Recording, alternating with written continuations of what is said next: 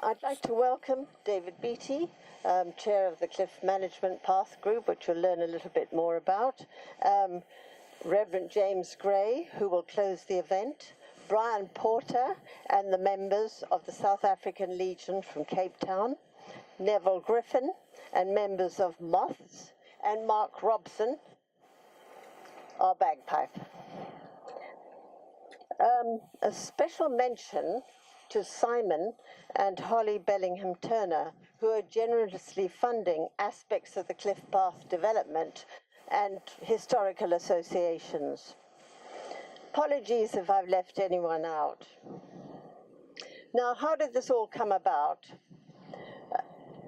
Jennifer Jones, a historian in the United Kingdom, in about 214, learnt that William Hewitt would be honoured in Copdock, and I'll come back to that in a minute. So she then learnt later through an article that he had a Hermanus connection, but she didn't know how to get in touch with anybody in Hermanus. And a man called Stephen Hanneth advised her through a friend of his that the History Society in Hermanus would probably help. So in 216, September, June, I can't quite remember, Jennifer Jones got in touch with me. And after that, Robin Lee, David Beattie, and James Gray put all the pieces together. And we have, over a period of time, a number of articles and more no doubt. Jennifer Jones has done extensive research over the last 2 or 3 years because the village in which he was born really didn't have any family connections, and she has sourced something like 14 contacts connected with William Hewitt. And, and today, in Copdock, which is in Suffolk in the United Kingdom, there's going to be a formal laying of the Victoria Cross paving stone to remember Hewitt's bravery. This will occur in Copdock, Suffolk, as I've mentioned, his birthplace, which he didn't spend much time in, and today Hewitt will be brought back to Copdock, his birthplace. We have been working closely with Jennifer Jones so that this event is sharing the Centenary Memorial event in 2 places, Hermanus and Copdock, and at the same time. So today she's having a lunch and they're laying the stone, and the lunch will have about 15 of his family present. Most of you have got today's order of events, and I'll now pass over to Robin, who's going to tell you the story of William Hewitt. I want to start by making Major Hewitt, as he was after the end of the Second World War, because he served in the Second World War as well as the First World War, acquainted with his life in a broad outline. He was born in 1884 in, as Angela has said, a little village called Copdock in Suffolk. His primary school is unrecorded, but he went to secondary school at quite a famous public school called Framlingham College, which still exists, and in which his medal was originally deposited. It's now with the Imperial War Museum. He was at the senior school, secondary school, from 1895 to 1900. Almost immediately on leaving, I haven't been able to find out what sort of exam he had to take, but he obviously succeeded because he left school and he came to South Africa. And from the early 1900s to 1915, he served in various constabulary duties around South Africa, mainly in what we call now KwaZulu-Natal, where he was involved in the Bambela uprising and the last Zulu War, and he has medals for bravery from both of those actions. Almost immediately that it was possible, he joined up to fight in the First World War, and he was in France between 1916 and 1919, broken by one period of recuperation back in England. In early 1916, he was in a trench that was among the first where the German forces used mustard gas against the Allied forces, and Hewitt was quite severely, I can't say wounded really by gas, but he was quite severely incapacitated by gas, and he was taken back to England. He was in hospital for about 18 months, and he was nursed by a lady who in due course became his wife. When he returned to the trenches, he featured in a number of actions, and the one concerning the Victoria Cross I will describe to you in a moment. After the war, he seems to have left the UK as rapidly as possible and went and started a coffee plantation in Kenya. It was called Aintree, after the famous racecourse in Liverpool, and the fact that his father had once owned a horse that won the Grand National. So he worked there, developed that farm which still exists in Kenya, not far from Nairobi, for about 20 years, from 1919 to 1938. Then in 1939, when the Second World War started, and he was now aged 55, he re-enlisted, and he was stationed in Mombasa, working with the South African forces there. This was part of the anti-U-boat activity that was launched all along the eastern coast to protect the troop ships of the Allies, going up through the Red Sea and up to the Suez Canal. In 1951, he eventually retired. I should say, in Mombasa, he was given a title which I had to look up. It's called Provost Marshal, M-A-R-S-H-A-L, and the Provost Marshal is the person who's in charge of the military police. So that was his function, dealing with drunken South Africans in Mombasa. He retired to Hermanus, and he was here for 10 years, from 1951 to 1961. His family had a house in Fullklip, of which a picture still exists. I know which house it is. And this was his favorite spot to relax during his retirement. He would sit here and contemplate the ocean, and he felt so strongly about it that, as Angela's mentioned, he specifically asked for to be cremated and his ashes to be scattered over this cliff. I'm now pointing to the cliff over which his ashes were scattered. He returned to the UK in 1961 because he was very ill. In fact, he underwent an operation in 1962 to try to remove shrapnel that had been in his larynx since 1917. And he was not strong enough to survive that, and he died in 1966. As Angela has also mentioned, his ashes were brought out here and scattered, and the bench was set up. So that is his history. Served in 2 world wars, quite senior positions in both, and was very familiar with Hermanus as it was in the 50s.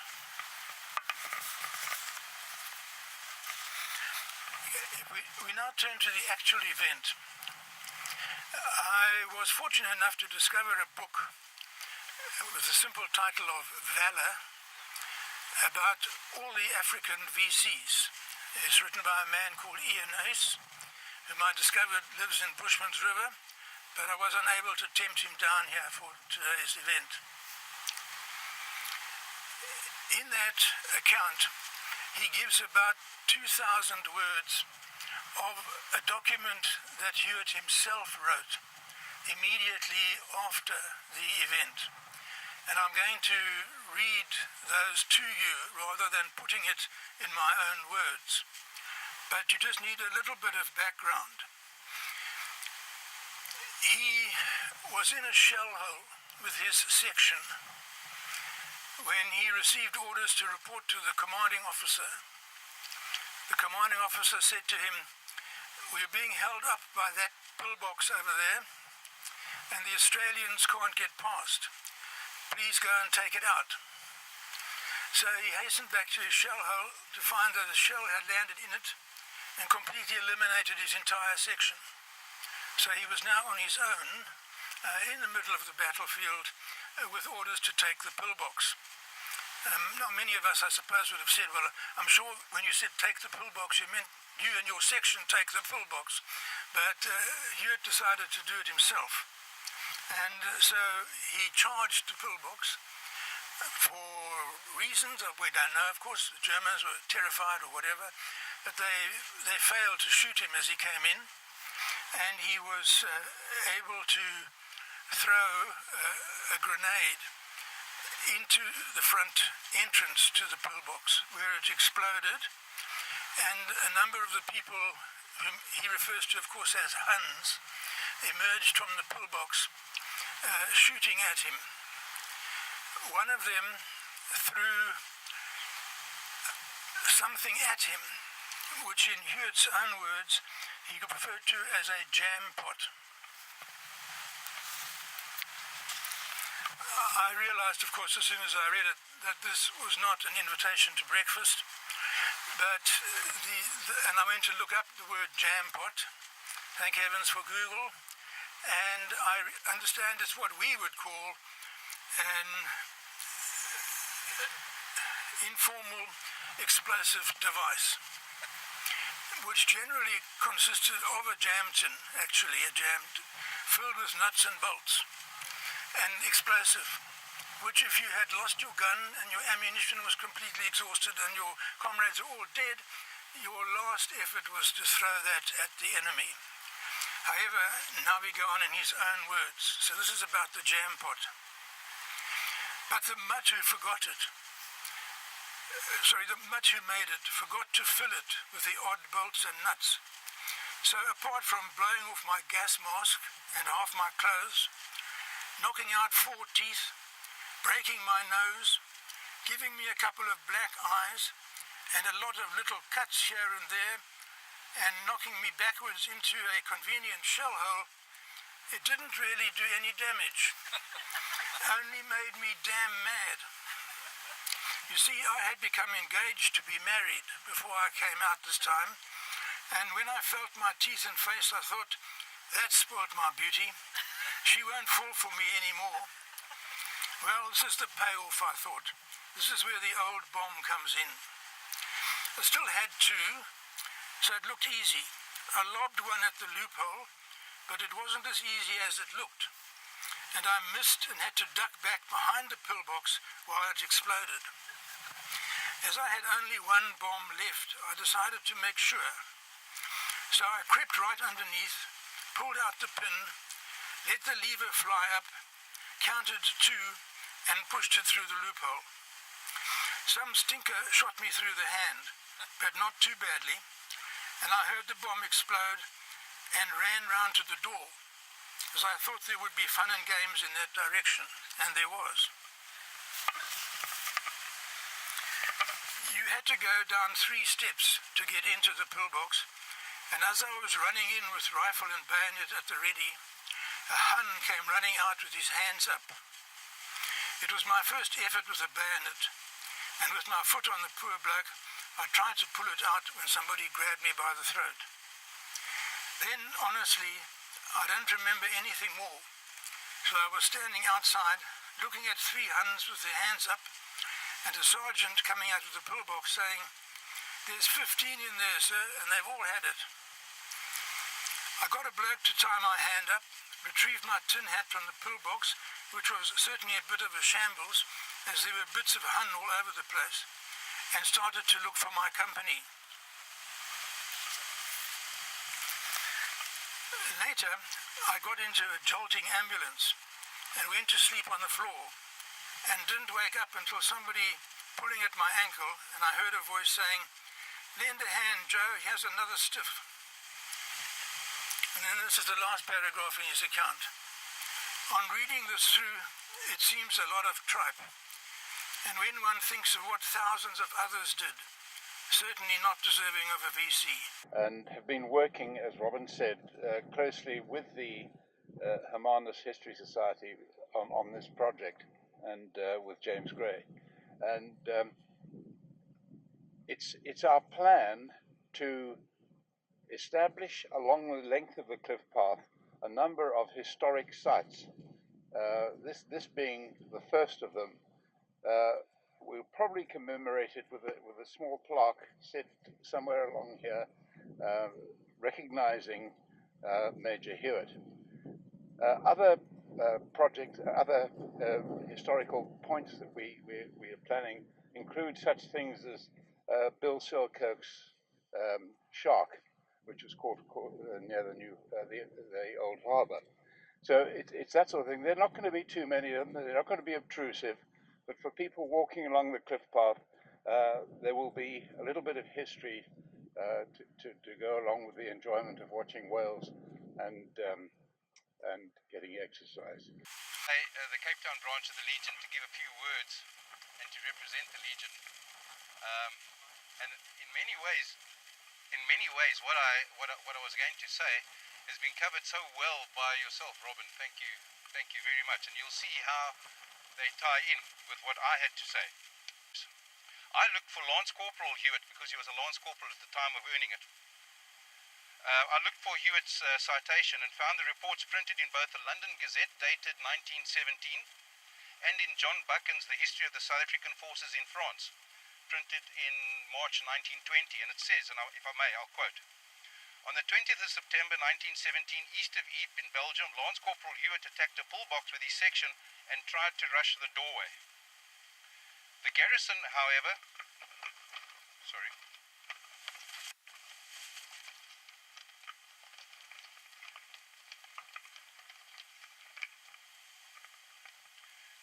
proved effective, and the attempt by the Lance Corporal was met with a severe wound. We now know what the wound is. Met with a severe wound. Nevertheless, he dashed into the loophole and threw a bomb into the loophole of the pillbox, but his attempts in putting a bomb in it, he was wounded in the arm. Undeterred, he finally managed to get the bomb inside, which dislodged the occupants, and they were successfully dealt with by the rest of the section." Now, that's what it says. That's all. Now, to me, this sounds like an average Saturday night in any sort of rough neighborhood. But take the time to consider what it means to be seriously wounded, what they say. Regardless of any adrenaline rush, it has to hamper one's abilities. A lot. But then Corporal Hewitt got up and carried on and got wounded again, this time in the arm, or the hand. Now, for a second, one has to think about this predicament. And yet the report states that he was undeterred and completed his task where the enemy was successfully dealt with. When I read between the lines of this report, I personally struggle to comprehend how men like Corporal Hewitt, and Lieutenant West for that matter, could carry on regardless and in spite of the situation in which they found themselves. And having served in uniform and seen the effect of both low-intensity operations and in all-out battles, we are even more aware of what it means to be recognized for bravery under fire. And in almost every case, the recipients will state that they were simply doing their job. Most are actually embarrassed at being singled out for their honor.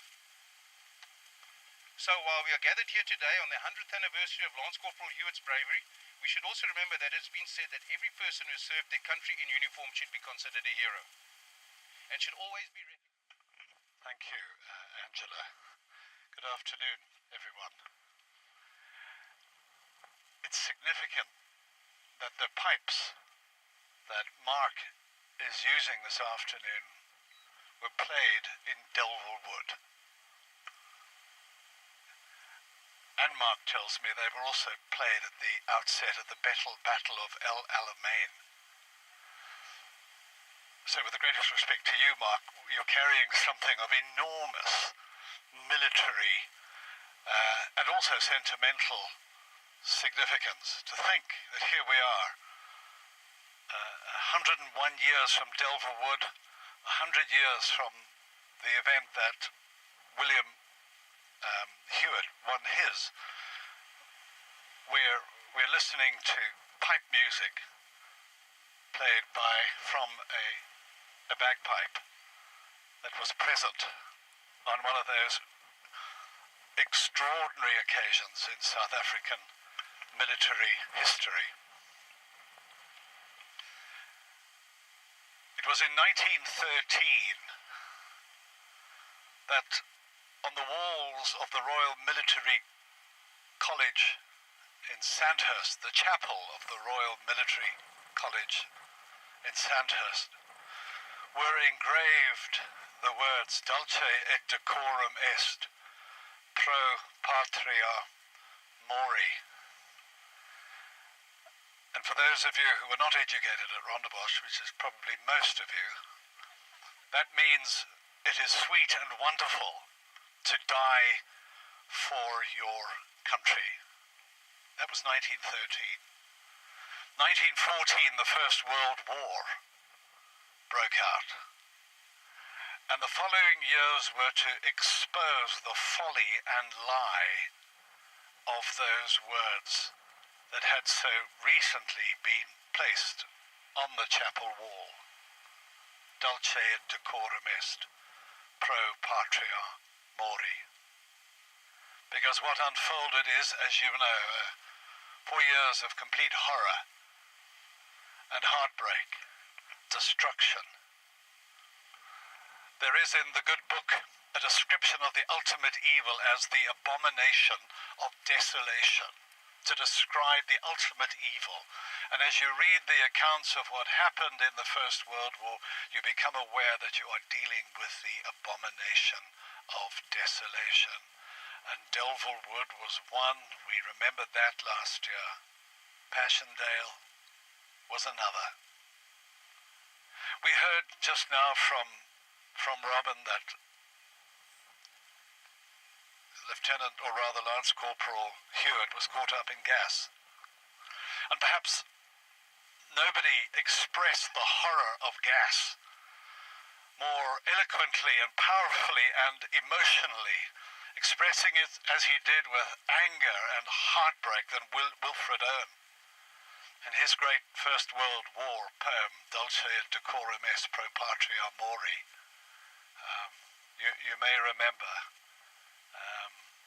bent double like beggars under sacks, knock-kneed, coughing like hags, we cursed through sludge, till on the haunting flare we turned our backs and towards our distant rest began to trudge. Men marched asleep. Many had lost their boots, but limped on, bloodshot. All went lame, all blind, drunk with fatigue, deaf even to the dropping of gas shells softly behind.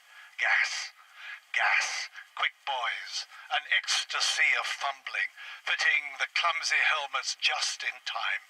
But someone still was yelling out, fumbling and stumbling like a man in fire or lime. Dim through the misty panes and thick green light, as under a green sea, I saw him drowning. In all my dreams before my helpless sight, he plunges at me, guttering, choking, drowning. If in some smothering dream you too could pace behind the wagon we flung him in, and watched his white writhing eyes and his hanging face like a devil sick of sin. If you could hear with every jolt the blood come gargling from the froth-corrupted lungs, obscene as cancer, as bitter as the cud, of wild, incurable sores on innocent tongues, my friend, you would not say with such high zest to children desperate for some ardent glory the old lie, Dulce et decorum est, pro patria mori. And that's what Lance Corporal William Hewitt would have experienced. The horror, the terror, of such an experience so powerfully articulated by Wilfred Owen. And he moved on. You know, the South Africans were decimated at Delver Wood. There was Passchendaele, and then the final coup de grace of the South African 1st Infantry Division took place at the Battle of Maria's Wood, Centenary next March, when the South Africans were obliterated. Nobody came back to their Allied lines. They were either destroyed, lock, stock and barrel, or a few managed, or rather were captured and held in Germany. Maria's Wood, remember that battle. It's never spoken about.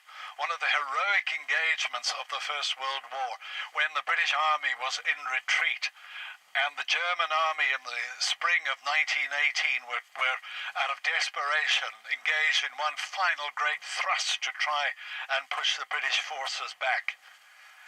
And there was disarray in the Allied cause in their armies. And to try and offset some catastrophe, they sent the South Africans, what remained of the South Africans, out to engage the Germans. And they got taken out. Nobody got back. And the Kaiser, Wilhelm, said, as these few that managed to be captured and thus live, but went on to be POWs in Germany. He said if the German army had consisted of the kind of fighting spirit displayed by the South Africans in Maria's Wood, then Germany would have won the First World War. And so these men, such men as did come back from the First War, returned. They returned to places like this. And you can understand the thoughts of Hewitt as he sat down there, having been through the horror of what we now know as those horrific battles. Not everybody came back and managed to find healing. We think of Captain Billy Barlow, the father of Punch Barlow, the South African industrialist, who came back. If you read the accounts, we read he died in 1922 of injuries sustained at Delville Wood. And yet there was not a scar on his body. The scars were in his head. And on one morning in Durban, Captain Billy Barlow, the father of Punch Barlow, walked into the sea off Durban and drowned. This speaks of the inability of some to find peace after the horrors of the First World War. But Lance Corporal William Hewitt came here, and he would sit and sit and sit, that this place came to be associated with this young hero of the war. And what does that say? What does that say? It says that this place, Hermanus, of which you and I are privileged to be part, can become a place of healing. Now think of that. Isn't that a great goal for us? This place, a place of healing. It was so for Lance Corporal William Hewitt.